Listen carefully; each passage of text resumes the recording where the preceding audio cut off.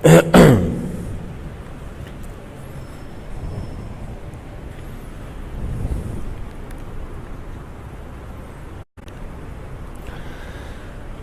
لله نحمده ونستعينه ونستغفره ونؤمن به ونتوكل عليه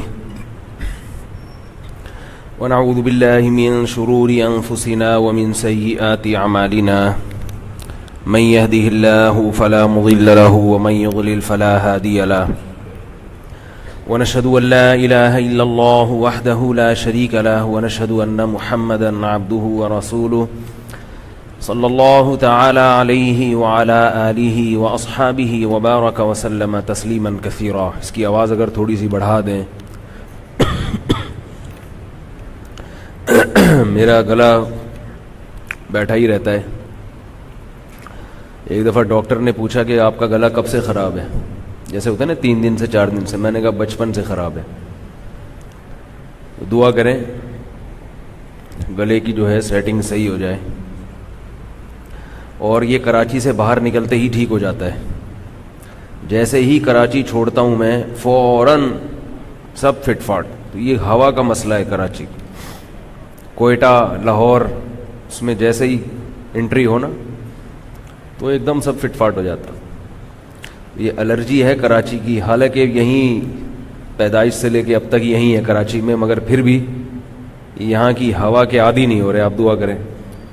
ویسے تو عادی ہو گئے ہیں, صرف یہ جو الرجی ہے نا, الرجی یہ یہاں کی خاص سوغات ہے. باقی لوگ مجھے کہتے ہیں کہ آپ کراچی چھوڑ دیں.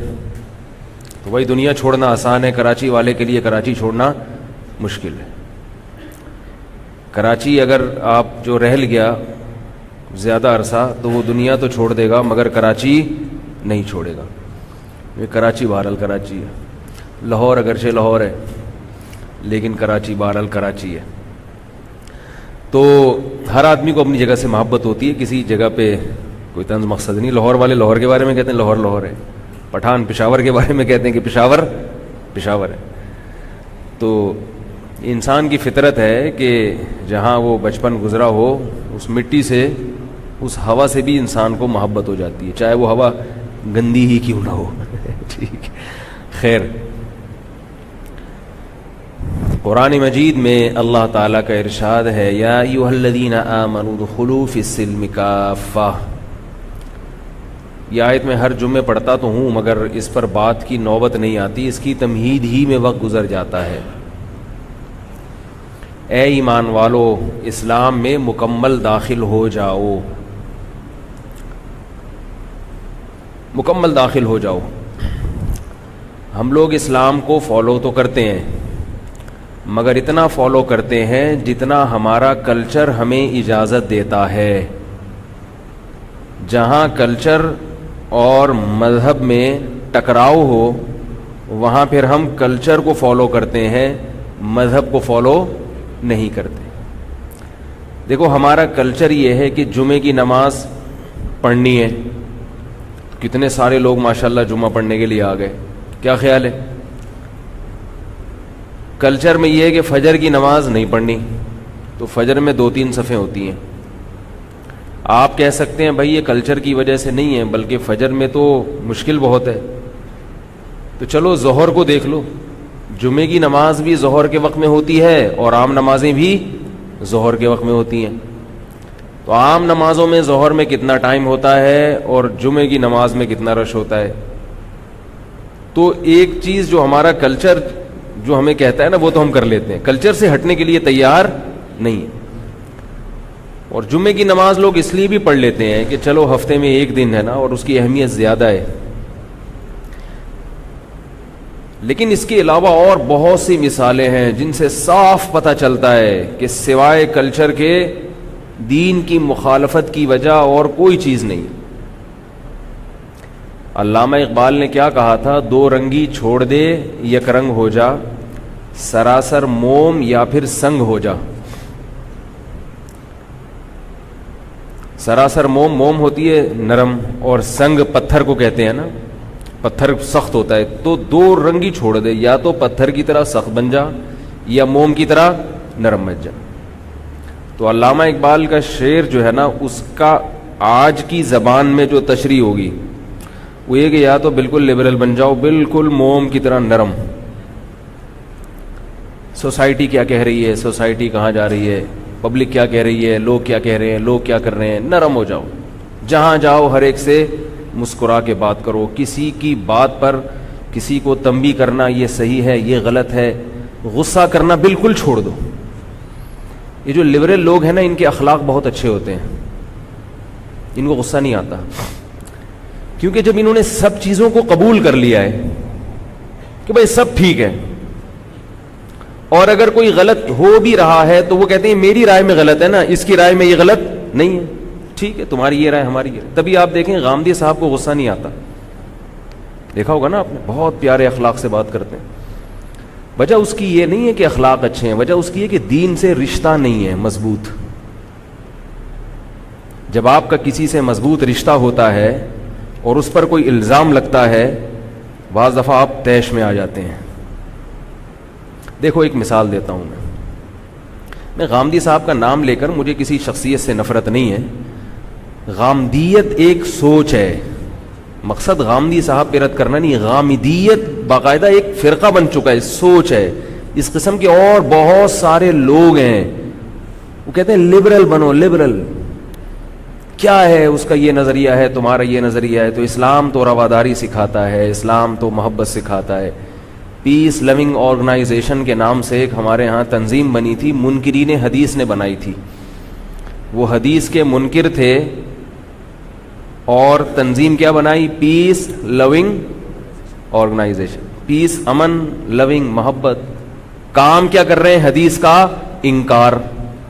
تو یہ پیس اور لونگ کے نام سے کام اس لیے کر رہے تھے، ان کو پتا تھا کہ ہم جب حدیث کا انکار کریں گے تو مولوی لوگ طیش میں آئیں گے، تو ہم بتائیں گے کہ ہم کیا کر رہے ہیں، دنیا میں امن کی بات کر رہے ہیں، اور مولوی کیا ہوتے ہیں؟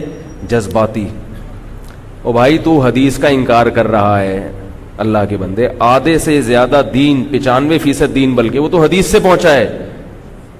اسلام کا تو بیڑا غرق کر دیا آپ نے. تو جذباتی نہیں ہوں گے کیا ہم؟ تو میں مثال دے رہا تھا، جس کا کسی سے رشتہ ہوتا ہے نا مضبوط، تو جتنا گہرا رشتہ ہوگا اس رشتے پہ جتنے الزامات لگیں گے تو آپ کا رشتہ جتنا گہرا ہوگا اتنا ہی آپ جذباتی ہوں گے. مثال کے طور پر کوئی صاحب ہیں، کسی علاقے میں رہتے ہیں، آپ کا نہ ان سے لینا نہ دینا، کسی نے ان پہ الزام لگایا کہ معاذ اللہ انہوں نے زنا کیا ہے، بدکاری کی ہے، چوری کی ہے، ایک نمبر کا چور ہے وہ، آپ کو غصہ آئے گا؟ ہوگا بھائی، اس کا اپنا دین ہے، اپنا مذہب ہے. دنیا میں بہت سارے چور ہیں تو ایک اور صحیح. اور اگر کوئی اس سے اختلاف کرے، دوسرا آدمی کہے نہیں وہ چور نہیں ہے، وہ چور نہیں، تو آپ کہو گے بھائی دونوں کا اختلاف ہے، رائے کا اختلاف ہو سکتا ہے. بھائی یہ کہہ رہا ہے چور ہے، یہ کہہ رہا ہے چور نہیں ہے، ٹھیک ہے بھائی، ہو سکتا ہے ان کے پاس گواہ ہوں، ہو سکتا ہے اس بیچارے کو پتہ نہ ہو. آپ براڈ مائنڈڈ بن جاؤ گے، آپ کا ظرف بہت کشادہ ہوگا. ٹھیک ہے بھائی، آپ کی رائے یہ ہے اور آپ کی رائے یہ، تو کوئی بات نہیں، کوئی بھی اپنی رائے پر، ہر مسلمان اپنی اپنی رائے پر عمل کرے. یہ الزام لگا آپ کے بچے پر ہے بھائی، پبلک کہہ رہی ہے غفار بھائی کا بچہ چور ہے. اب آپ براڈ مائنڈڈ بنو گے، بھائی رائے کا اختلاف ہے، اس نے کہا چور ہے، اگر تمہارے پاس دلیل ہے تم ثابت کر دو،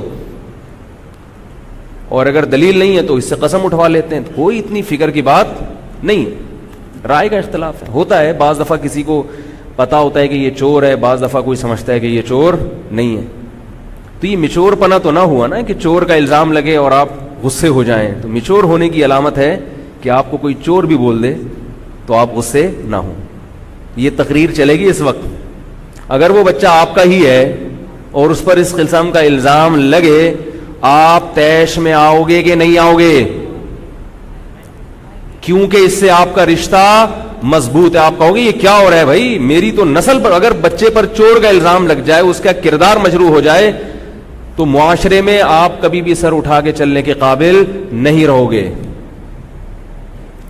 ہاں اگر بالفرض واقعی میں بچہ چور بھی ہو تو بھی آپ اس کو چھپانے کی کوشش کرو گے، کیونکہ آپ کا اپنی اولاد سے رشتہ ہے. سمجھ میں آ رہی ہے بات؟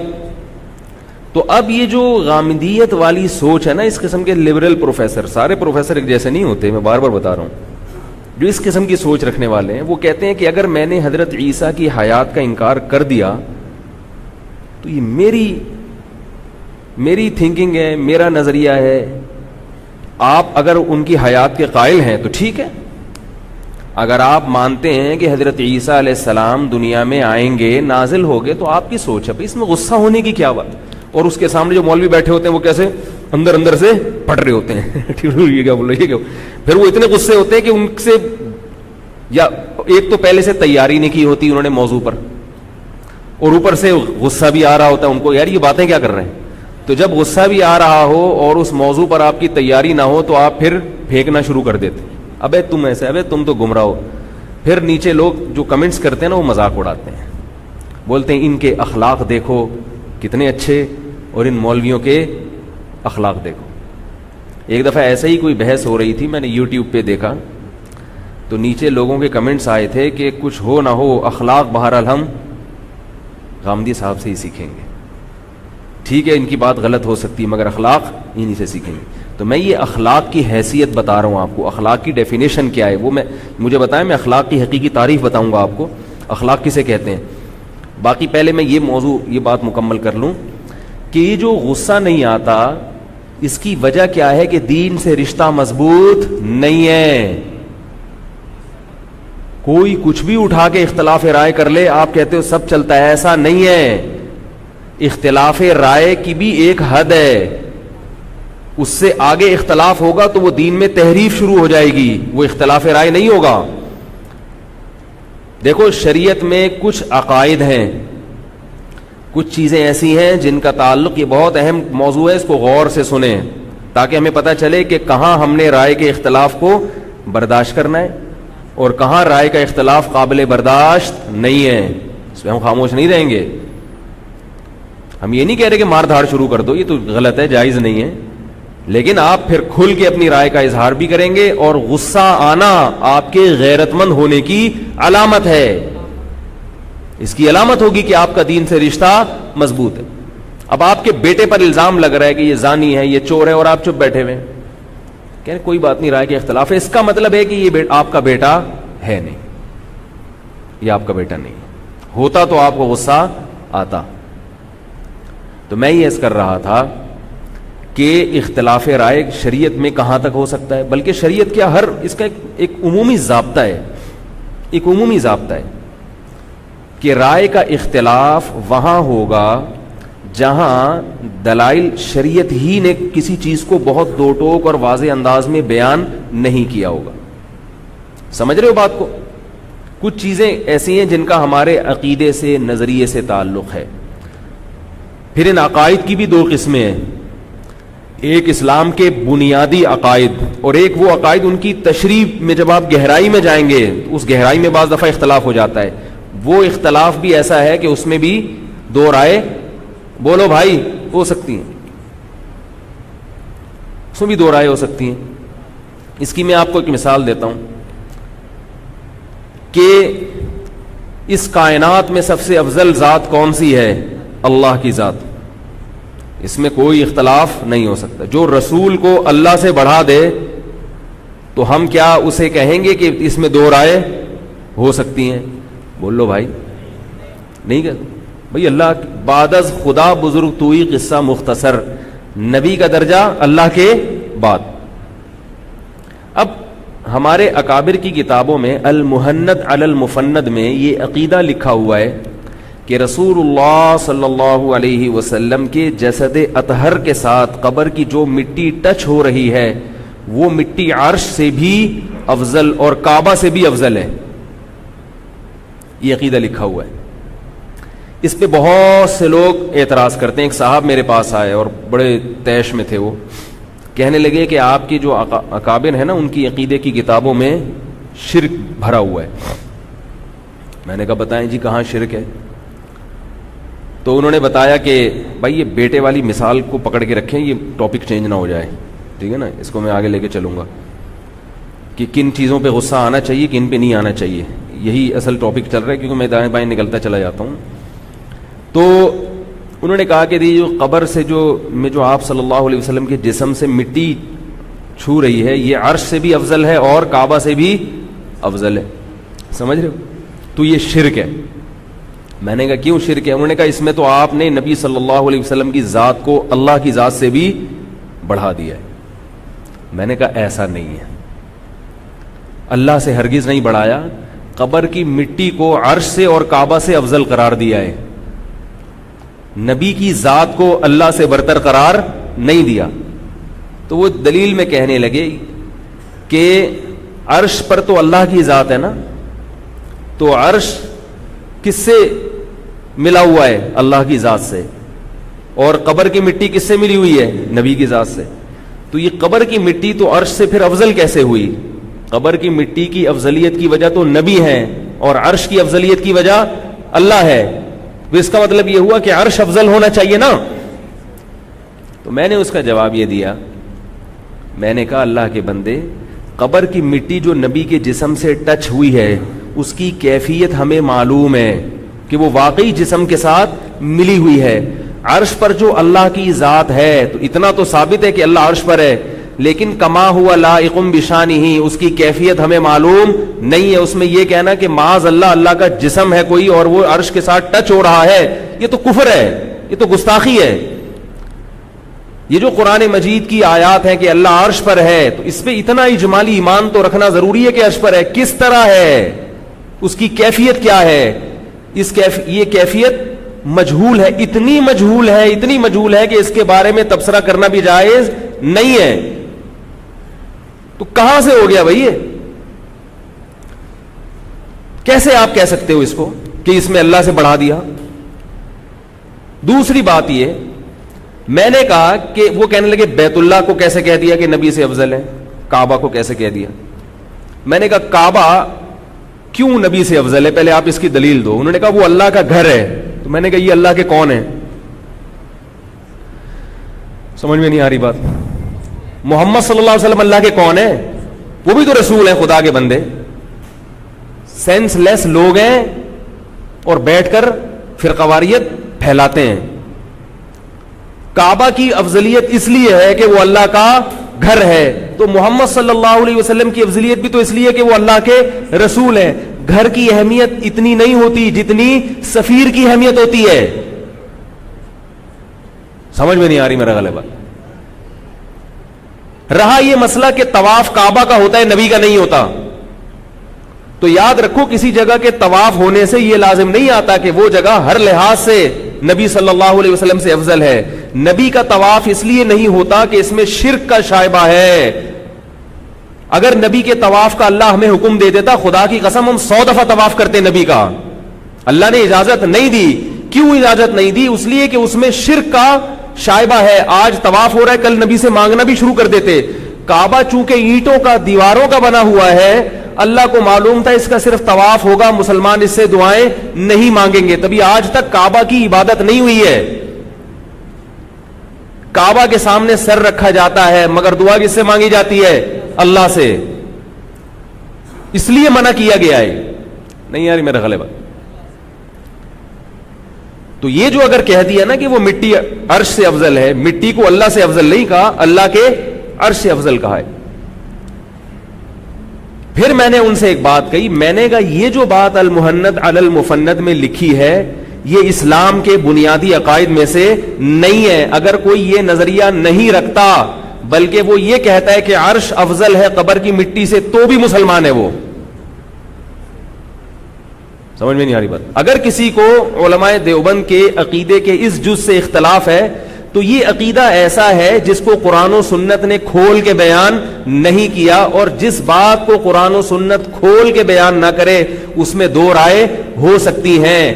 اگر ان کا یہ موقف ہے, آپ کا اس کے خلاف موقف ہے, اس سے کوئی پریشان ہونے کی ضرورت نہیں ہے, کیونکہ یہ وہ بنیادی عقائد نہیں ہے جن سے قبر میں ہم سے سوال ہوگا, جن کے بارے میں یا میدان حشر میں سوال ہوگا. سمجھ میں نہیں آ رہی میرا غلط بات. اب سوال پیدا ہو جائے جب بنیادی عقائد میں سے نہیں ہے تو لکھا کیوں؟ کیونکہ ساری چیزیں نا لوگ چھوڑتے نہیں ہیں. وہ میں لطیفہ سناتا ہوں نا کمبل والا, میں ان موضوعات کی طرف آتا نہیں تھا بالکل, لیکن ایک طوفان بدتمیزی انٹرنیٹ پر, تفرقے بازی اور علماء ایسے اور یہ کافر اور ایک دوسرے پہ کفر کے فتوے, تو اب پھنس گیا ہوں میں آ کے, کیونکہ یہ موضوع چھیڑو تو پھر ہر سوال پھر اس کا جواب, پھر سوال پھر اس کا جواب. وہ کمبل والا قصہ یاد آتا ہے. ایک دریا میں کمبل بہتا ہوا جا رہا تھا. ایک صاحب تھے, ان کو کمبل کا بڑا شوق تھا یا فری کی چیزیں لینے کا بڑا شوق تھا. تو انہوں نے کہا میں یہ دریا میں چھلانگ لگا کے یہ کمبل لے لوں گا.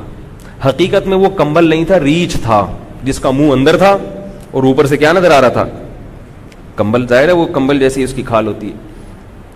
لوگوں نے کہا کہ چھوڑ دے, دریا کی طغیانی دیکھ, تو کمبل کے چکر میں جا رہا ہے, دریا میں ڈوب جائے گا, چھوڑ دے اس کو. نہیں وہ اس نے کہا نہیں میں تو کمبل لوں گا. میں چھلانگ لگا کے چلا گیا کمبل کے پیچھے جا کے, جب کمبل کو پکڑا ہے تو وہ ریچھ تھا, ریچھ نے اس کو پکڑ لیا. اب ریچھ اس کو لے کے بھاگ رہا ہے. لوگوں کو یہ دور سے منظر صحیح نظر نہیں آ رہا, تو لوگ چیخ رہے ہیں کہ بھائی اگر تجھ سے کمبل نہیں نکل رہا تو کمبل کو چھوڑ دے. تو یہ جواب میں چیخ کے کہتا ہے میں کمبل کو چھوڑنے کے لیے تیار ہوں مگر کمبل مجھے چھوڑنے کے لیے تیار نہیں.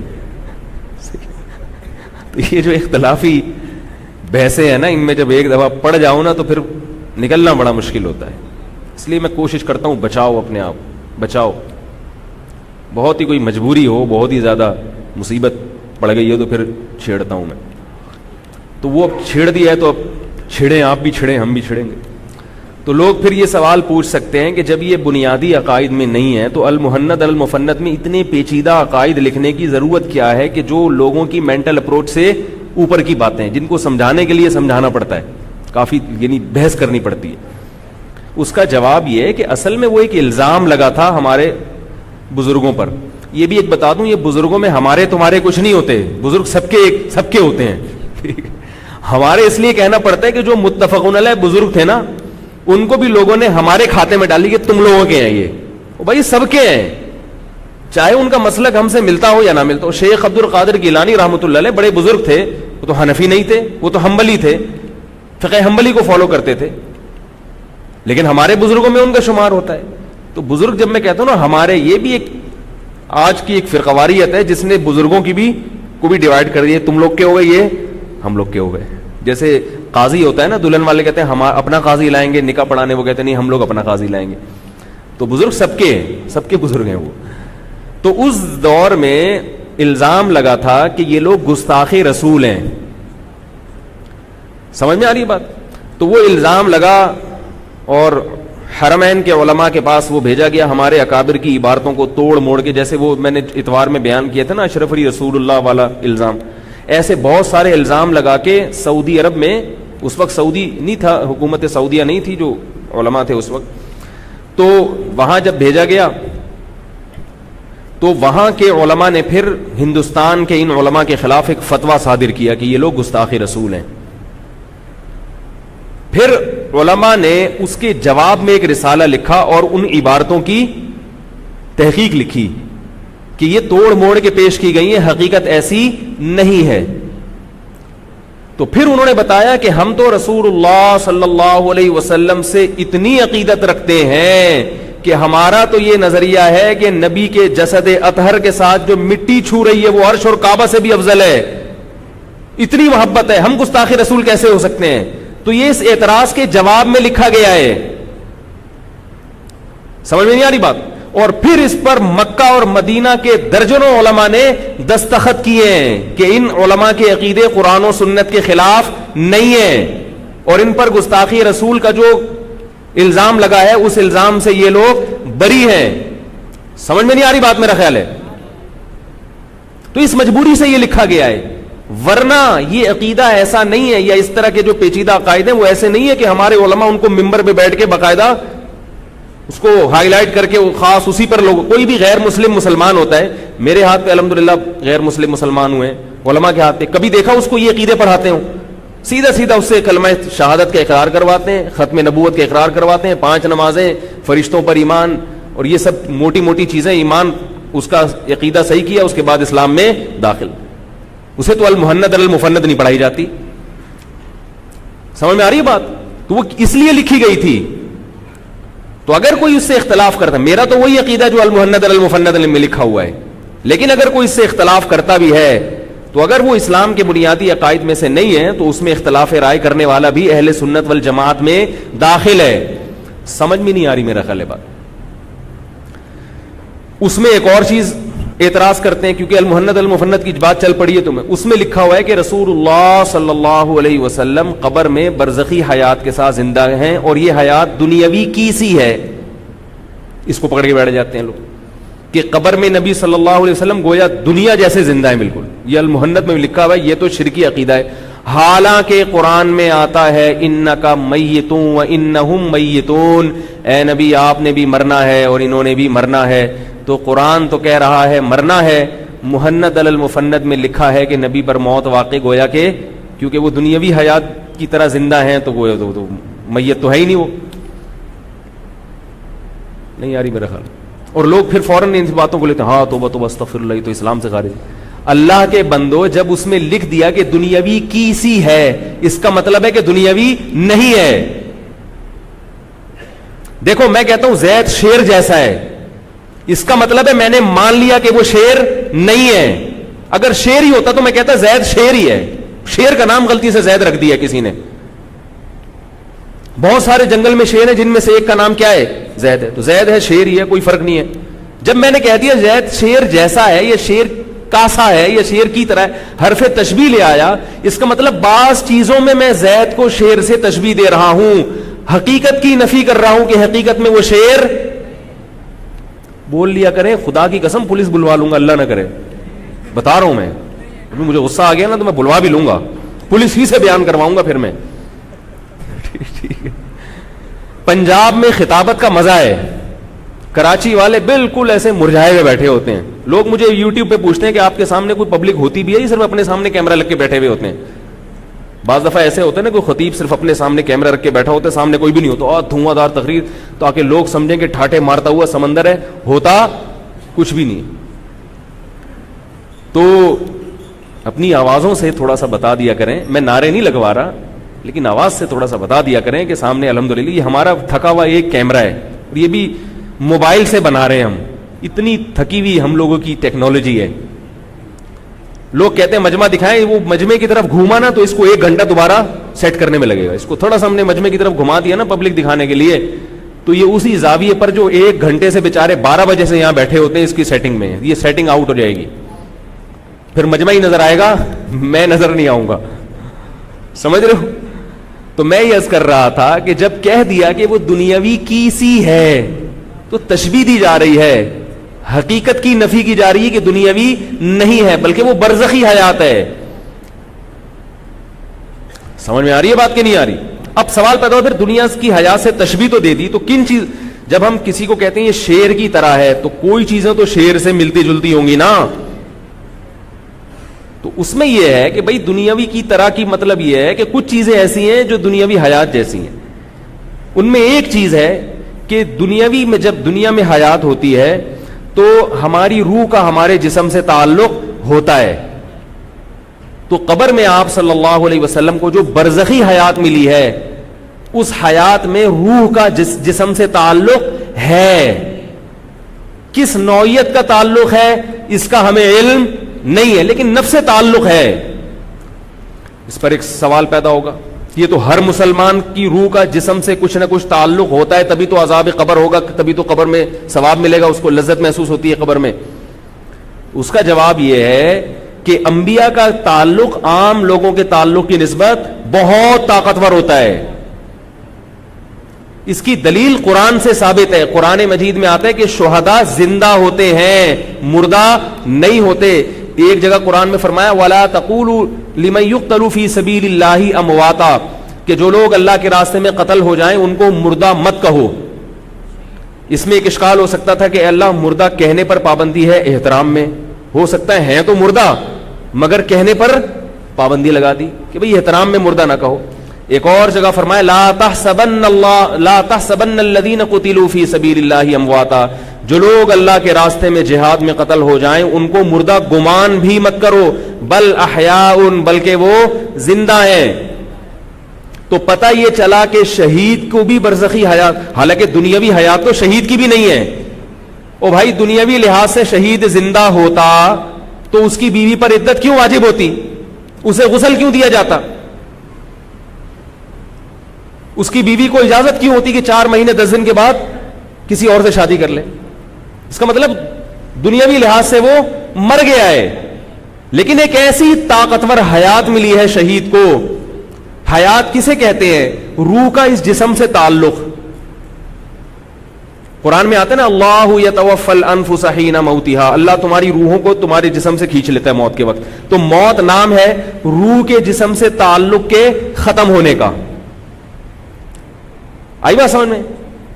تو اب کسی کا یہ تعلق 100% ختم ہو جاتا ہے، کسی کا کم ختم ہوتا ہے. تو جتنا تعلق زیادہ ہوگا اتنی ہی حیات، بول لو بھائی جملہ مکمل کیا کرو، اتنی ہی. ابھی تو پورا تعلق ہے نا آپ لوگوں کا 100% روح جسم میں، تو ابھی تو بولنے پر کوئی پابندی نہیں ہے میرا خیال. مر جائیں گے تو پھر مسئلہ ہوگا. تو روح کا جسم سے 100% تعلق ابھی ہے، مرنے کے بعد یہ تعلق کمزور.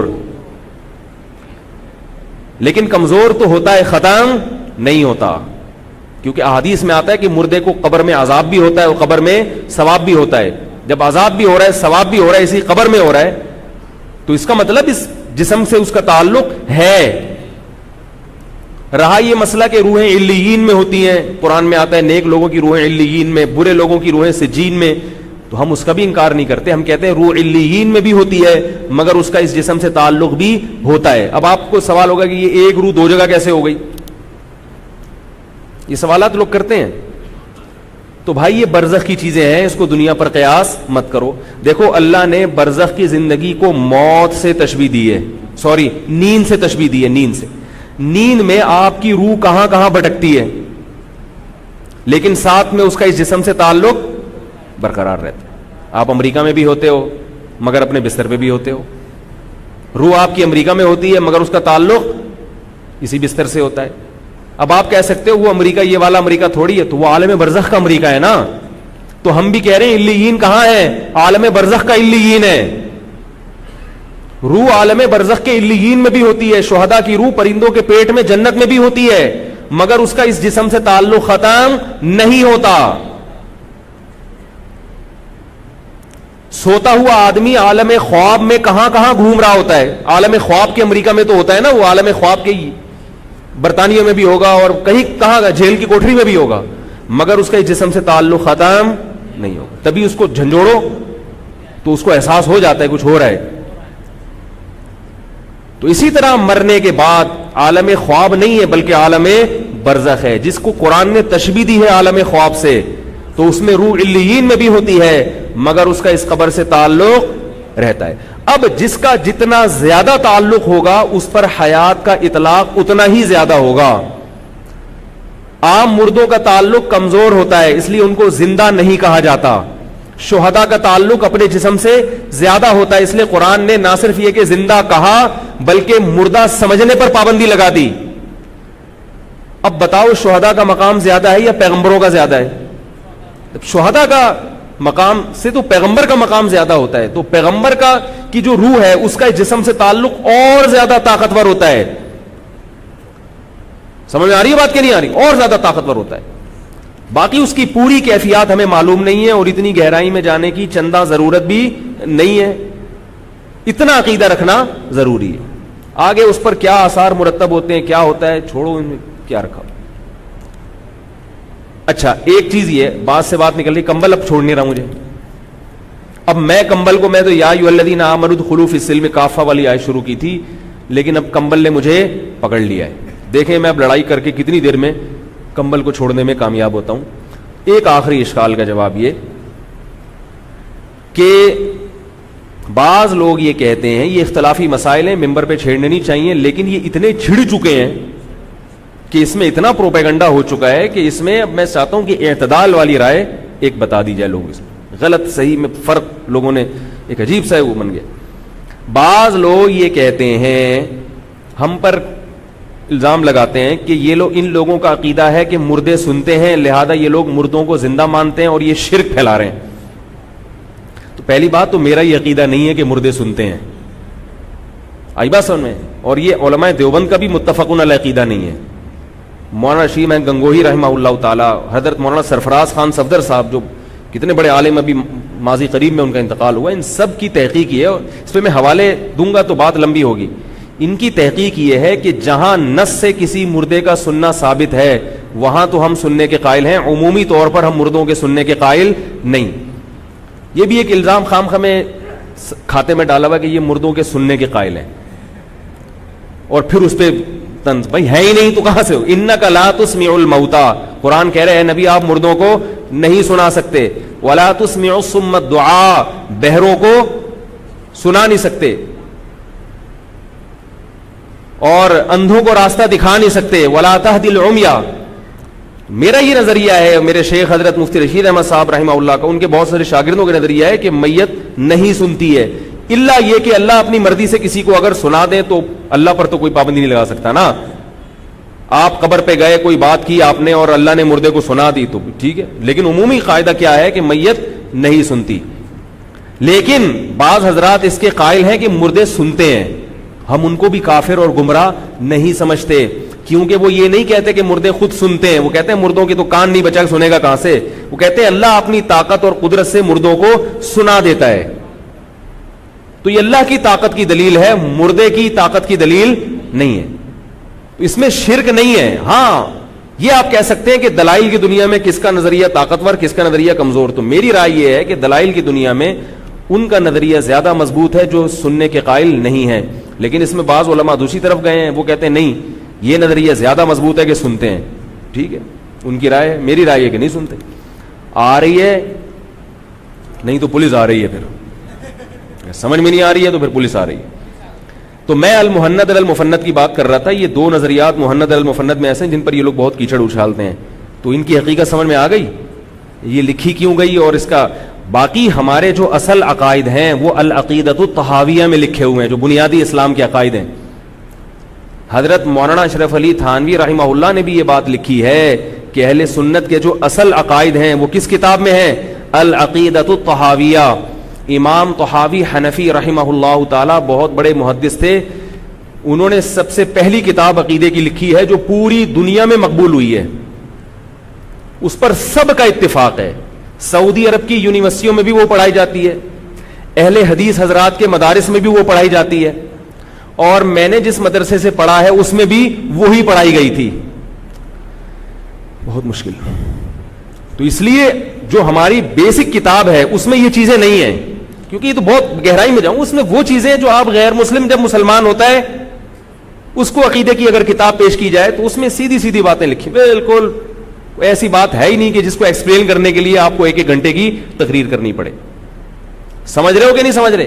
تو العقیدۃ الطحاویہ, امام طحاوی کی عقیدے کی کتاب, وہ آج بھی مدینہ یونیورسٹی میں پڑھائی جاتی ہے, عرب بھی وہی پڑھتے ہیں, عجم بھی وہی پڑھتے ہیں. اور افسوس کی بات یہ ہے کہ حنفیوں میں اس کو کم پڑھایا جا رہا ہے, شافعی, حنبلی اور اہل حدیث اس کو زیادہ پڑھ رہے ہیں. یہ بڑے افسوس کی بات ہے. حالانکہ وہ لکھنے والے کون تھے؟ حنفی تھے. نہیں آ رہی میرا خیال ہے بات, یعنی وہ تھے حنفی, مگر حنفیوں کے مدارس میں وہ بہت کم پڑھائی جاتی ہے. دوسری کتابیں زیادہ پڑھائی جاتی ہیں جو بہت گہرائی میں جا کے پھر اس میں اختلافات شروع ہو جاتے ہیں, کوئی اس سے اختلاف کرے گا نہیں یہ نہیں ہے. تو میری یہ رائے ہے, اور میں کیا بڑے علماء کی یہ رائے ہے. ہمارے شیخ حضرت مفتی رشید احمد صاحب رحمہ اللہ تعالیٰ فرمایا کرتے تھے کہ اہل مدارس کو چاہیے کہ مدارس کے نصاب میں عقیدے کی دوسری کتابیں ختم کر کے عقیدہ طحاویہ کو نصاب میں داخل کر لیں, کیونکہ وہ کتابیں اپنے اپنے زمانے کے لحاظ سے وہ بھی ٹھیک تھیں, مگر وہ جن لوگوں کے جواب میں لکھی گئی وہ لوگ آج کل مارکیٹ میں ہیں نہیں. وہ فلسفی قسم کے لوگ تھے, انہوں نے اسلام پہ اعتراض کیے کہ اللہ عرش پر ہے تو اس سے مکان لازم آ رہا ہے, تو اس کے جواب میں انہوں نے لکھ دیا کہ ہر جگہ موجود ہے, پھر اس پر اشکال ہوا, پھر اس کا جواب لکھا. تو وہ اپنے زمانے کے لحاظ سے وہ ٹھیک تھیں, مگر اب ان کی ضرورت نہیں ہے. اب ان سے فرقواریت پھیل رہی ہے, کیونکہ لوگوں کی اب مینٹل اپروچ جو ہے نا اتنی زیادہ نہیں ہے, تو ان کو وہی باتیں بتانی چاہیے جو ان کی ان کا ذہن اس کو آسانی سے قبول کر لے. تو العقیدۃ الطحاویہ عقیدے کی ایسی کتاب ہے جس میں جو عقائد ہیں وہ متفقن علیہ، سب مانتے ہیں اس کو، سب کا اتفاق ہے، اس میں کوئی اختلاف نہیں ہے. ایک چھوٹا سا جزیہ اختلافی، مگر وہ بھی ایک لفظی ہیر پھیر ہے اس میں. تو اسی وجہ سے تو اس کو عرب نے بھی فالو کیا، عجم نے بھی فالو کیا. تو یہ ایک بات ہے. سمجھ میں آ رہی ہے بات؟ تو ایک دفعہ ایک عربی آئے میرے پاس سعودی عرب سے، وہ الٹے سیدھے اعتراضات کرنے لگے میرے، ہم کہنے لگے آپ لوگوں کے عقائد صحیح نہیں ہیں. اتنا پروپیگنڈا ہوا ہے نا ہمارے خلاف. میں نے کہا مثلاً، انہوں نے کہا وہ فلاں کتاب میں یہ لکھا ہوا ہے، فلاں کتاب. میں نے کہا میں بیٹھا ہوں، ٹھیک ہے، آپ نے کہا نا کہ آپ لوگوں کے عقیدے صحیح نہیں ہیں، تو مجھ سے پوچھ لو بھائی. تو وہ ایک ایک پوچھتے گئے، میں بتاتا گیا میرا یہ عقیدہ، تو کہہ رہے تو صحیح ہے. تو میں نے کہا ہمارے اکابر کا بھی یہی ہے، سب کا یہی ہے. کتابوں میں کیا کرتے ہیں؟ گھماتے ہیں بات کو، لفاظی کرتے ہیں، ادھر ادھر ہیر پھیر کرتے ہیں. تو اس لیے تمام دوائیں بچوں کی پہنچ سے دور رکھیں. تو میں جو اصل بات کی طرف آتا ہوں کہ کچھ بنیادی عقائد ہیں جن میں اختلاف رائے کی گنجائش نہیں ہے. وہ بنیادی عقائد کو میں ہر ایک کو بیان کروں گا تو بات لمبی ہوگی. ایمان مفصل اور ایمان مجمل پڑھتے ہیں نا بچے، یاد کرتے ہیں. اگر آپ لوگوں نے یاد نہیں کیا تو کسی مسجد کی کسی قاری سے ایمان مجمل اور ایمان مفصل اللہ کا واسطہ یاد کر کے اسلام میں داخل ہو جاؤ. صحیح ہے نا؟ وہ مفصل اور مجمل ایمان کا مطلب وہ مسلمان کے وہ بیسک عقائد ہیں جن کے بغیر آپ مسلم نہیں ہو سکتے. تقدیر پر ایمان ہے، فرشتوں پر ایمان ہے، پیغمبروں پر ایمان ہے، آسمانی کتابوں پر ایمان ہے. یہ ہے بنیاد، اللہ کی توحید کا اقرار ہے. ٹھیک ہے، ان میں اگر اب کوئی اختلاف کرے، اب کوئی صاحب کہے کہ اسلامی تعلیمات کے مطابق اللہ دو ہیں، معاذ اللہ، آپ کو طیش آ گیا، اس کو غصہ نہیں آ رہا جس نے کہا کہ اللہ کتنے ہیں؟ دو ہیں. اب آپ کو غصہ آ گیا، کیسی باتیں کر رہے ہیں بھائی؟ تو کہیں گے غصے کی کیا بات ہے بھائی، میری یہ رائے ہے، آپ کی یہ رائے. تو اللہ کے بندو یہ اسلام پر الزام لگ رہا ہے، اسلام کی جڑیں کھوکھلی کی جا رہی ہیں. ایسے ہی یاد رکھو کہ حضرت عیسیٰ علیہ السلام قرب قیامت میں نازل ہوں گے. حضرت عیسیٰ پر موت واقع نہیں ہوئی، حضرت عیسیٰ زندہ آسمانوں کی طرف اٹھائے گئے ہیں. یہ بھی اسلام کے بنیادی عقائد میں سے ایک عقیدہ ہے، کیونکہ اس کو قرآن نے بھی بہت کھول کے بیان کیا اور حدیث نے بھی بہت کھول کے بیان کیا، اور اجماع امت ہے. میں نے بتایا نا عقیدہ طحاویہ، اسی میں یہ عقیدہ لکھا ہے، پوری امت مانتی ہے اس کو. اب اگر کوئی قرآن کے الفاظ کو توڑ موڑ کے حضرت عیسیٰ کو مردہ معاذ اللہ ثابت کرنے کی کوشش کرے گا تو پھر اگر کوئی مولوی ہوگا تو اسے غصہ آئے گا، کیونکہ اس کا دین سے رشتہ ہے. جس کو غصہ نہیں آ رہا، یا تو اس کو بیچارے کو پتہ ہی نہیں ہے کہ اسلام میں اس عقیدے کی کیا اہمیت ہے. بعض بیچارے کم علم ہوتے ہیں، یا اس کو پتا ہے تو اس کا اسلام سے رشتہ مضبوط نہیں ہے، وہ دین میں تحریف ہو رہی ہے اور اس کو غصہ نہیں آ رہا. سمجھ میں آ رہی ہے بات؟ اب میں حضرت عیسیٰ علیہ السلام کا عقیدہ ذرا مختصر بیان کرتا ہوں. یہ جو غامدی صاحب ہیں، یہ حضرت عیسیٰ کی وفات کے بارے میں، ان کی موت کے بارے میں لفظ وفات سے استدلال کرتے ہیں. لفظ وفات سے، کہ قرآن کریم میں آتا ہے یا عیسیٰ انی متوفی کا، میں تمہیں وفات دوں گا. تو کہتے ہیں وفات کسے کہتے ہیں؟ مرنے کو کہتے ہیں. حالانکہ یہ قرآن و سنت کیا بلکہ عربی کے الفاظ سے نا آشنا ہونے کی دلیل ہے، کہ آپ کو عربیت سے بھی واقفیت نہیں ہے. دیکھو میں آسان زبان میں سمجھاؤں گا آپ کو، بالکل آسان مثالوں سے. یہ جو وفا کا لفظ ہے، یہ متوفا ہے نا، یہ وفا سے نکلا ہے. وفا کسے کہتے ہیں؟ چکا دینا کسی کا پورا، یعنی کسی نے آپ پر احسان کیا تو آپ اس کا احسان چکا دو، اس کو کیا کہتے ہیں؟ وفا. یعنی پوری کسی چیز کو دے دینا، اس کو کیا کہتے ہیں؟ وفا. کہتے ہیں اس نے وفا کی ہے میرے ساتھ اور اس نے جفا کی ہے. جفا کا مطلب میرا حق نہیں دے رہا، وفا کا مطلب پورا میرا حق مجھے یہ دے دیتا ہے. توفا کا مطلب ہوتا ہے وصول کر لینا. توفا کسے کہتے ہیں؟ بولو بھائی، وصول کر لینا. تو توفا کا یا متوفا کا اصل مطلب موت نہیں ہے. موت کے لیے جو صریح لفظ ہے قرآن و حدیث میں وہ موت ہے. موت عربی کا لفظ ہے جو ہم اردو میں بھی استعمال کرتے ہیں. تو متوفا کا مطلب کیا ہوا؟ یا متوفی کا مطلب کیا؟ وصول کر لینا. سمجھ میں آ رہی ہے بات؟ اس کا اصل مطلب موت دینا نہیں ہے. ہاں بعض دفعہ اس کا اطلاق موت پر بھی ہوتا ہے، کیونکہ موت میں بھی بندہ وصول ہو جاتا ہے. لیکن اصل مطلب اس کا وصول کرنا ہے، مارنا نہیں ہے اصل مطلب.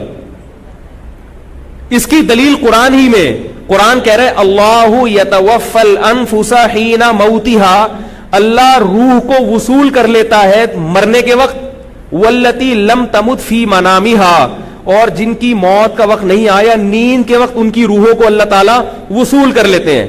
اگر یتوفا کا مطلب موت دے دینا ہوتا تو پھر موت کا لفظ قرآن میں الگ سے نہ آتا. قرآن یوں نہ کہتا اللہ یتوفی الانفس حین موتها، اللہ روحوں کو لے لیتا ہے موت کے وقت. تو اس کا مطلب یتوفا کا بھی مطلب مرنا اور موت کے وقت کا بھی مطلب مرنا، تو ایک لفظ کا 2 دفعہ تکرار ہو گیا نا. اگر یہ توفا کا مطلب موت دینا ہوتا تو مطلب کیا ہوتا ہے اس آیت کا؟ اللہ موت دے دیتا ہے موت کے وقت، یہ مطلب ہوتا ہے اس آیت کا. جبکہ اس آیت کا غامدی صاحب بھی یہ ترجمہ نہیں کریں گے. نہیں آئی بات. دیکھو کسی لفظ کے معنی میں اگر الجھن ہو رہی ہو کہ اس کا یہ مطلب ہے کچھ اور مطلب، تو اس لفظ کو ایک ہی جملے میں 2 مرتبہ استعمال کرو. مترادف الفاظ کو ایک جملے میں 2 مرتبہ لے کر آؤ. تو اگر وہ جملہ بہت ہی عجیب سا بن جائے تو اس کا مطلب یہ ہوگا کہ ایک ہی لفظ کو بلا وجہ 2 دفعہ لایا جا رہا ہے. اور اگر پہلے لفظ کا مطلب کچھ اور ہو دوسرے کا مطلب کچھ اور، تو پھر یہ جملہ فصاحت و بلاغت کے اصولوں پر اتر جائے گا. اس کی مثال ہے آب زمزم کا پانی. یہ پینڈوانہ جملہ ہے، آب زمزم کا پانی، اس لیے کہ آب کا مطلب بھی کیا ہے؟ پانی. اور اچھی مثال دیتا ہوں، کوہ مری کا پہاڑ لبے سڑک کے کنارے. لبے سڑک کسے کہتے ہیں؟ بھائی بولنے پر گورنمنٹ نے کوئی ٹیکس لگایا تو بتائیں یار، انتظامیہ سے کہیں گے وہ ٹیکس بھر دیں گے. لبے سڑک کسے کہتے ہیں؟ لبے سڑک، لب کہتے ہیں کنارے کو، لبے سڑک. اب اس کے بعد کنارہ کہنے کی ضرورت نہیں ہے. کوہ مری، مری کے پہاڑ، کوہ پہاڑ کو کہتے ہیں. تیسری غلطی اس نے یہ کی ہے کہ سڑک پہاڑ کے کنارے ہوتی ہے، پہاڑ سڑک کے کنارے نہیں ہوتا. تو ایک بندہ کہہ رہا ہے میں نے کوہ مری کا پہاڑ دیکھا لبے سڑک کے کنارے، تو یہ پاگل ہے یا نہیں ہے؟ اس لیے کہ لب کا بھی وہی معنی، کنارے کا بھی وہی معنی، کوہ کا بھی وہی معنی. اگر اس کا کلام صحیح ہے تو اس کا مطلب کوہ کا معنی کچھ اور ہے، پہاڑ کا معنی کچھ اور، آب کا معنی کچھ اور، پانی کا معنی کچھ اور.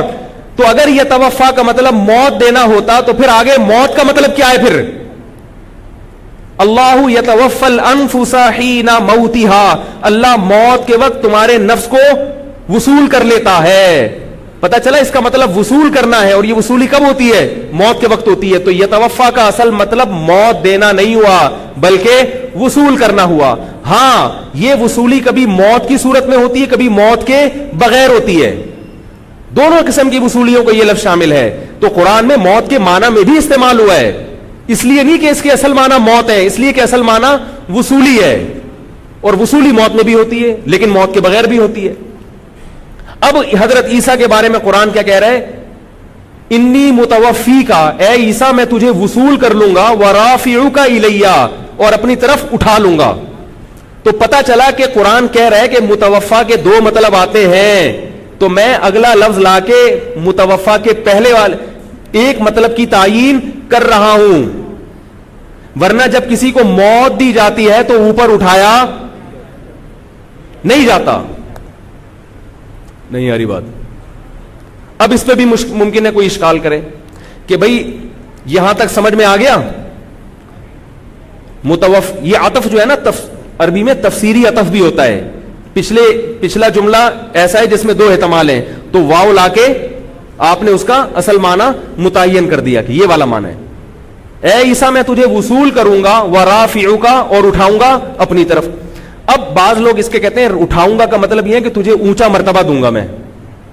جب آپ نے تحریف کی قسم کھائی بھی ہو نا قرآن کی آیتوں کو توڑنے موڑنے کی، تو پھر اللہ ہی کی پناہ مانگنی چاہیے. لیکن اللہ کی قدرت دیکھیں کہ اللہ نے عقائد کا معاملہ اتنا واضح کر دیا کہ کوئی کتنی بھی تحریف کرنا چاہے عقائد کے معاملے میں الحمدللہ تحریف نہیں کر سکتا. اور وہ کہیں گے رافعک الیہ، میں تجھے اپنی طرف اٹھا لوں گا. تو اگر یہاں مرتبہ دینا مراد ہے، جیسے کہ ایک اور جگہ قرآن میں رفع کا لفظ مرتبے کے معنی میں بھی آیا ہے، وَرَفَعْنَاهُ مَكَانًا عَلِيًّا، ہم نے اونچا مقام دیا ان کو. تو بعض لوگ کہتے ہیں دیکھو قرآن میں رفع کا لفظ تو اونچے مقام کے معنی میں بھی آیا، تو یہاں بھی کیا مراد ہے؟ اونچا مقام. تو آگے مطہرو کا اس نے اس معنی کی نفی کر دی کہ یہاں اونچا مقام مراد نہیں ہے, کیونکہ مطہرو کا من الذین کفروا, کافروں سے تجھے بچا لوں گا. کافروں سے بچانا کیسے تھا؟ یہودی آپ کو قتل کرنے کے در پہ تھے, اس موقع پہ اللہ کہہ رہے کہ اے عیسیٰ میں تجھے وصول کر لوں گا, اپنی طرف اٹھا لوں گا اور کافروں سے بچا لوں گا. اونچا مقام اور مرتبہ دے کر تھوڑی بچایا جاتا ہے. یہاں صاف بتا رہے ہیں کہ یہ یہودی تمہیں قتل نہیں کر سکتے کیونکہ میں تمہیں اٹھا لوں گا. پھر اللہ کہہ رہے ہیں دیکھو ایک صاحب آئیں گے 15ویں صدی میں, وہ کہیں گے اٹھانے کا مقصد کیا ہے؟ موت دینا. تو میں بتا رہا ہوں رافعو کا, باقاعدہ اٹھا لوں گا. پھر اللہ کہہ رہے ہیں وہ باقاعدہ اٹھانے کا مطلب بھی تحریف کرے گا. ایک مولوی صاحب, ایک پروفیسر صاحب آنے والے ہیں, تو اللہ کہہ رہے ہیں مطہرو کا, اٹھانے کا مقصد کیا ہوگا؟ یہ کافروں کے قتل ہونے سے آپ کو بچا لوں گا میں. اگر موت دے کر بچانا مقصد ہوتا تو بچایا کہاں پھر؟ یہی تو چاہتے تھے یہودی قتل کر دیں. آپ میرے پاس آئے پناہ کے لیے, یار مفتی صاحب مجھے بندہ مارنا چاہتا ہے, آپ مجھے بچا لیں. میں نے قتل کر دیا, میں نے آپ کو قتل کر دیا اس لیے کہ اب آپ کو میں نے کیا کیا ہے؟ بچا لیا. کہیں گے بچا کیا؟ وہی کام کر دیا جو وہ چاہ رہے تھے. یہ بچانا ہوا؟ اب وہاں تو میں پولیس نہیں لے جا سکتا, آپ کو سمجھا سکتا ہوں. اور یہ تو قرآن کے الفاظ ہیں. اسی طرح بالکل دوسرے مقام پہ قرآن کے الفاظ اس سے بھی واضح ہیں. وما قتلوہ وما صلبوہ, اللہ فرماتے ہیں انہوں نے عیسیٰ کو قتل نہیں کیا. وما صلبوہ, انہوں نے عیسیٰ کو سولی نہیں لٹکایا. لیکن شبہ لہم, معاملہ ان پر مشتبہ کر دیا گیا. اے اللہ پھر ہوا کیا ہے؟ بل رفعہ اللہ الیہ, اللہ فرماتے ہیں بلکہ میں نے اس کو اپنی طرف اٹھا لیا. اب یہ جو بل کا لفظ ہے یہ پچھلے کلام کی تکمیل کے لیے آتا ہے. پچھلے کلام سے جو بات سمجھ میں آ رہی ہے نا, اس میں اگر کوئی اجمال رہ جائے تو اس کی تکمیل ہوتی ہے. ایک گویا اشکال پیدا ہو رہا ہے کہ اللہ پھر ہوا کیا, کیونکہ وہ تو سولی پر بھی لے گئے, انہوں نے اپنے خیال میں تو لٹکایا بھی, جبکہ اللہ کہہ رہے نہیں قتل کیا نہ انہوں نے سولی پہ لٹکایا. تو اللہ پھر ہوا کیا؟ اللہ فرماتے ہیں بل رفعہ اللہ الیہ, اللہ نے ان کو اپنی طرف اٹھا لیا. اب اگر رفع کا مطلب مرتبے میں اٹھانا مراد ہے تو پھر یہ کلام بلیغ کلام نہیں ہوگا, اس لیے کہ کلام میں آپس میں ربط ہی نہیں ہوگا.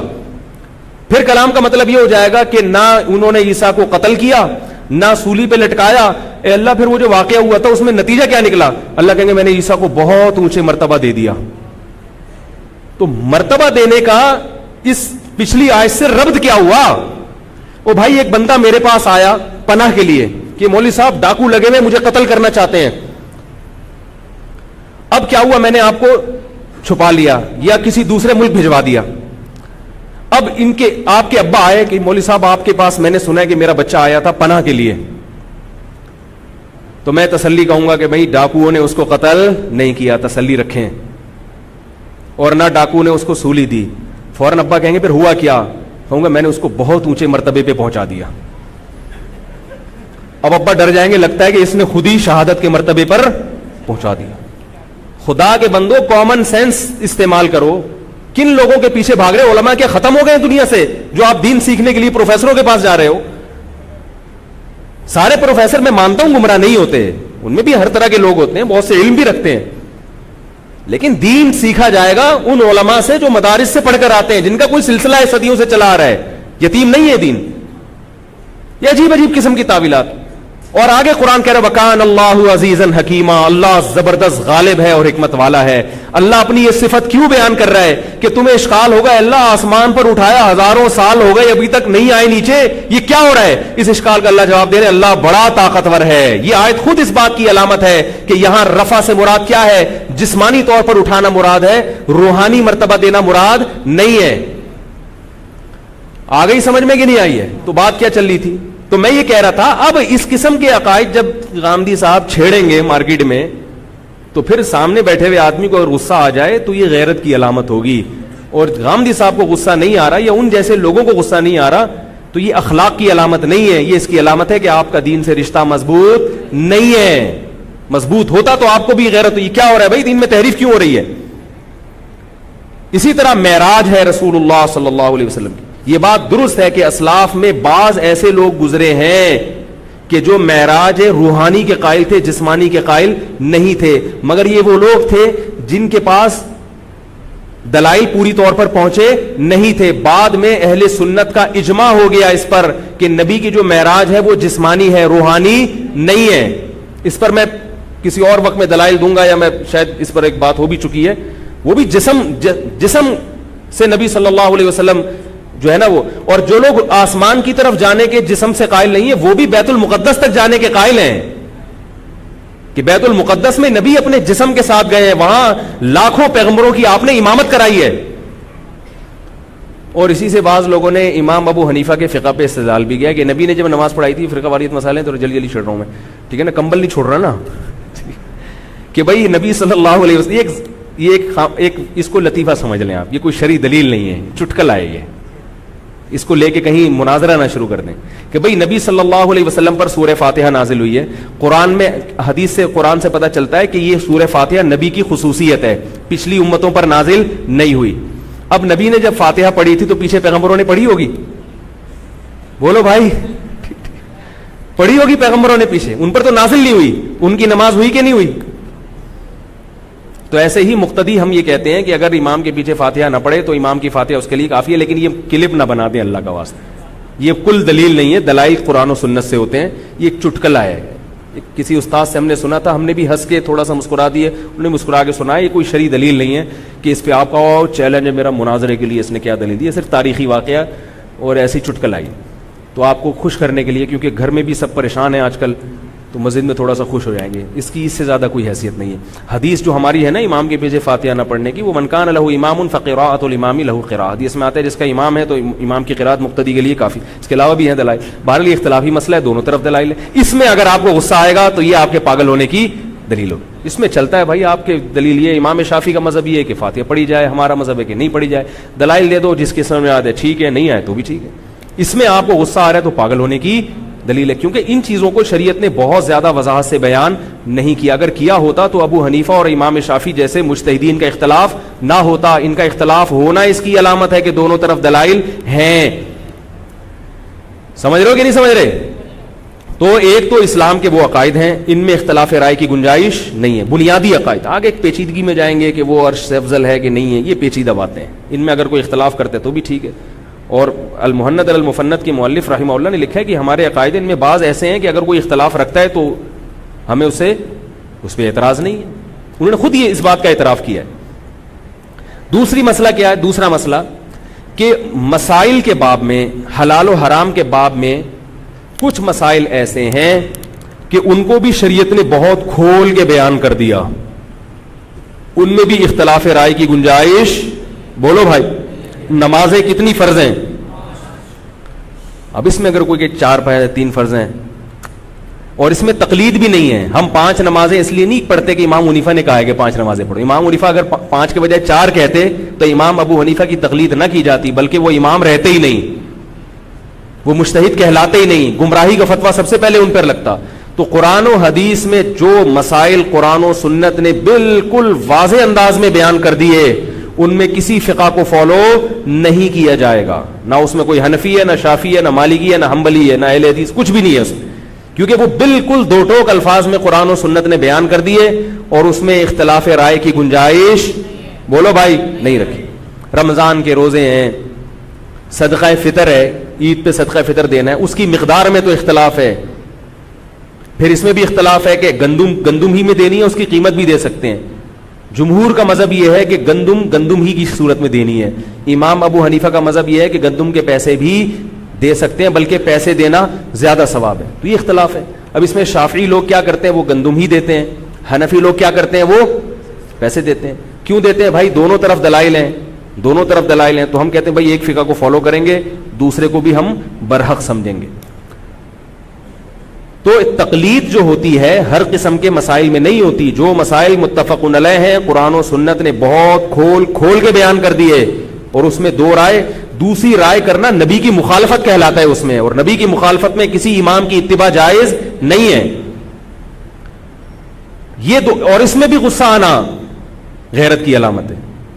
اب اگر عقیدے سے تعلق نہ ہو لیکن مسئلے سے تعلق ہے, جیسے وہی صاحب ہیں, انہوں نے مسئلہ یہ بیان کیا کہ آپ نے اگر رمضان کا روزہ اس لیے چھوڑ دیا کہ کل آپ کا امتحان ہے, تو وہ کہتے ہیں کہ رمضان کا روزہ آپ چھوڑ سکتے ہیں. یہ عقیدے سے اس کا تعلق نہیں ہے, یہ ایک فروعی مسئلہ ہے, مگر یہ مسئلہ قرآن و سنت کی واضح نصوص کے خلاف, اجماع امت کے خلاف, اس مسئلے کو مارکیٹ میں پنپنے نہیں دیا جائے گا. اس میں کوئی حنفی شافی جائز ہی نہیں. اگر امام ابو حنیفہ بھی کہہ دیتے نا کہ کل امتحان کے پرچے کی وجہ سے آپ روزہ چھوڑ سکتے ہیں, تو امام ابو حنیفہ نہیں رہتے, کیونکہ رمضان کا روزہ صرف 2 صورتوں میں قرآن نے چھوڑنے کی اجازت دی, ایک سفر میں اور ایک مرض میں, اس کے علاوہ جائز نہیں ہے, اور اجماع امت ہے اس پر. امتحان کی وجہ سے نہیں چھوڑ سکتے آپ. تو اب اس میں بھی کوئی حنفی شافی نہیں ہے. اگر میں یہ فتویٰ دے رہا ہوں کہ رمضان کا روزہ چھوڑنا حرام ہے امتحان کی وجہ سے, اس لیے نہیں کہ میں حنفی ہوں, اس لیے کہ تو اسلام کا متفق علیہ مسئلہ ہے بھائی, یہ تو اس میں تقلید نہیں ہے. سمجھ لو بات کو. پھر آگے کچھ مسائل ایسے ہیں کہ جن میں دونوں طرف دلائل ہیں, ادھر بھی اور ادھر بھی, اس میں ہم ایک فقہ کو فالو کرتے ہیں. میں فقہ حنفی کو فالو کرتا ہوں, کوئی فقہ شافی کو فالو کرتا ہے, کیونکہ اس میں ہمارے پاس اس کے علاوہ کوئی آپشن ہے نہیں. بعض لوگ یہ کہتے ہیں کہ یہ مسئلہ قرآن و سنت کا, امام حنیفہ کا قرآن و سنت کے بالکل خلاف ہے, تو اس میں تم تقلید کیوں کر رہے ہو, حالانکہ یہ تو بالکل خلاف ہے. تو وہ بالکل خلاف نہیں ہوتا, وہ آپ کو لگ رہا ہوتا ہے اپنی جہالت کی وجہ سے. سمجھ رہے ہو؟ تو یہ فیصلہ کہ یہ مسئلہ قرآن و سنت کے خلاف ہے, یہ نتھو پھتو کا کام نہیں ہے, یہ پکوڑے والے کا, سموسے والے کا کام نہیں ہے. یہ بھی مشائخ کا, مجتہدین کا کام ہے, ان کو پتا ہے کہ یہ قرآن و سنت کے خلاف ہے. اور جو قول ہمارے مشائخ کو, امام ابو حنیفہ کا جو قول قرآن و سنت کی واضح نصوص کے خلاف ملا, اس قول کو الحمدللہ فقہ حنفی میں ترک کیا گیا ہے. اس لیے قرآن کے تو خلاف امام حنیفہ کا کوئی بھی قول نہیں ہے. بعض لوگ کہتے ہیں کہ 2.5 سال امام حنیفہ نے کہا ہے کہ ماں بچے کو دودھ پلا سکتی ہے, جبکہ قرآن میں آتا ہے کہ 2 سال. تو یہاں امام حنیفہ کا قول قرآن کے خلاف نہیں ہے. آپ نے چونکہ پوری آیتیں پڑھی نہیں ہیں اس لیے آپ کو لگتا ہے, تو میں کبھی کسی موقع پر یہ بتاؤں گا کہ ایسا نہیں ہے, امام حنیفہ کا قول بھی قرآن و سنت سے ثابت ہے. باقی اس میں بھی ہم فتویٰ امام حنیفہ کے قول پہ نہیں دیتے. وہ کیوں نہیں دیتے ایک الگ بات ہے. بعض چیزیں ایسی ہیں جن میں صریح حدیث موجود تھی, اس میں امام ابو حنیفہ کے قول کو نہیں لیا گیا. مثال کے طور پر نماز استسقاء, بارش کی جو 2 رکعتیں ہیں, امام ابو حنیفہ کا قول یہ ہے کہ نماز استسقاء نہیں ہے بلکہ صرف توبہ استغفار ہے. لیکن ساری دنیا میں آپ دیکھتے ہیں کہ جب بارش نہیں ہو رہی ہو تو علماء کیا کہتے ہیں, نماز پڑھی جائے گی, کیونکہ اس بارے میں بالکل صحیح روایت موجود ہے. امام ابو حنیفہ کے بارے میں یہ فرض کیا جائے گا کہ ان تک یہ حدیث پہنچی نہیں ہوگی. ایسا ہوا ہے کہ بعض دفعہ کسی مجتہد تک کوئی حدیث نہیں پہنچی, ان کے شاگردوں کو پہنچ گئی تو انہوں نے اپنے استاذ کے قول کے خلاف فتویٰ دیا اور امت نے اسی فتوے کو فالو کیا. آئی بات سمجھ میں؟ تو یہ جو ہم پر اندھی تقلید کا الزام لگایا جاتا ہے, یہ بھی ہمارے مذہب اور مسلک سے نا آشنا ہونے کی بول لو دلیل ہے. اور بہت سارے اقوال ہیں. امام ابو حنیفہ کے نزدیک عقیقہ نہیں ہے, وہ کہتے ہیں عقیقہ منسوخ ہے. لیکن فقہ حنفی میں فتویٰ کس پر ہے؟ بولو بھائی, عقیقہ ہے. امام ابو حنیفہ کے نزدیک دارالحرب میں حربی سے سود لینا جائز ہے, لیکن فقہ حنفی میں فتویٰ کس پر ہے؟ سودی لین دین کسی کافر اور حربی سے بھی جائز نہیں ہے. امام حنیفہ کہتے ہیں جب اس کا مال خون حلال ہو گیا آپ کے لیے حربی کا, تو مال کیوں نہیں حلال ہے؟ دلیل امام حنیفہ کی بھی بڑی مضبوط ہے. وہ کہتے ہیں یہ سود ہے نہیں جس کو آپ سود کہہ رہے ہو حربی کافر سے, لیکن پھر بھی ہم فتویٰ کس پر دیتے ہیں؟ امام ابو حنیفہ کے قول کے خلاف فتویٰ دیتے ہیں. کیوں؟ اس لیے کہ سود کا لفظ اتنا خطرناک ہے قرآن و سنت میں, ہم کہیں گے کہ لفظ سود کا لفظ صادق آ رہا ہے نا, یہی کافی ہے حرام ہونے کے لیے, اس کی گہرائی میں نہیں جائیں گے ہم. تو ایسی بہت ساری مثالیں ہیں. تو اس لیے الزامات کی دنیا میں بہت کچھ ہوتا ہے, حقائق اس کے بالکل برخلاف ہوتے ہیں. اور بہت سارے اقوال ہیں, لیکن یہ کام عام آدمی کا نہیں ہے. یہ کن کا کام ہے؟ مشائخ کا, جن کو قرآن و سنت میں بھی عبور ہوتا ہے اور وہ مذہب کو بھی اچھی طرح, فقہ کو بھی اچھی طرح جانتے ہیں, وہ بتائیں گے. تو اس لیے عوام کو ہم خود سے اجازت نہیں دیتے کہ آپ جب چاہیں اٹھا کے میری رائے یہ ہے اور میرا اس پہ فتویٰ ہے. آپ کون ہوتے ہیں یہ کہنے والے؟ تو بات آ گئی سمجھ میں. میں بیان جو میں نے شروع کیا تھا پورے اسلام میں داخل ہو جاؤ, وہ پھر رہ گیا, انشاءاللہ پھر وہ اگلے ہفتے بیان کریں گے. اللہ تعالیٰ سمجھنے کی, عمل کی توفیق عطا فرمائے. آج 40 پر بیان ختم ہو رہا ہے, اگلے ہفتے 35 پہ ختم ہوگا. صحیح ہے؟ ایک دم سے آج میں 35 پہ اس لیے لے کر آیا کہ پھر بہت سے لوگ نماز میں نکل جائے, تو آہستہ آہستہ پھر تھوڑا سا پیچھے لائیں گے, پھر کھسک کے آگے چلے جاتے ہیں, پھر تھوڑا سا پیچھے, اس طرح چلتے رہیں گے انشاءاللہ. اللہ تعالیٰ عمل کی توفیق عطا فرمائے.